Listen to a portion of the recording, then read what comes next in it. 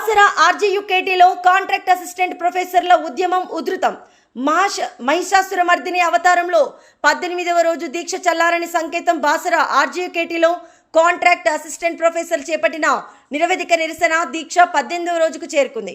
ఈ దీర్ఘకాల నిరసనలో భాగంగా ఈరోజు అధ్యాపకులు మహిషాసురమర్దిని అవతారం ఎత్తి సృజనాత్మక నిరసనను తెలియజేశారు. కాంట్రాక్టు అధ్యాపకుల రెగ్యులరైజేషన్ కు అడ్డుగా నిలిచిన ప్రజాస్వామిక శక్తులను త్రిశూలంతో సంహరించే రూపంలో నిరసనను కొనసాగించారు.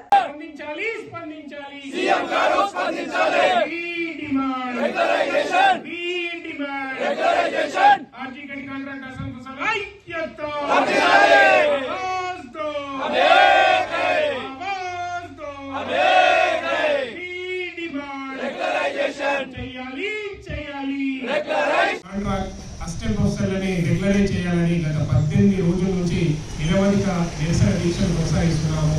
ఇప్పటి వరకు కూడా గవర్నమెంట్ నుంచి ఎలాంటి స్పందన లేదు.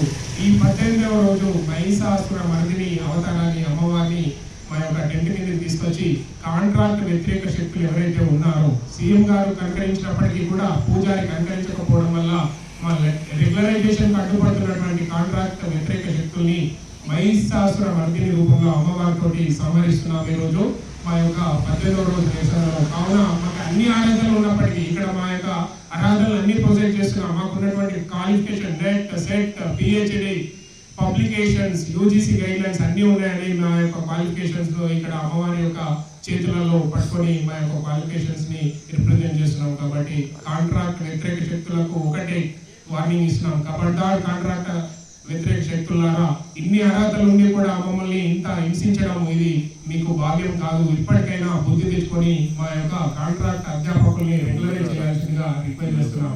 We demand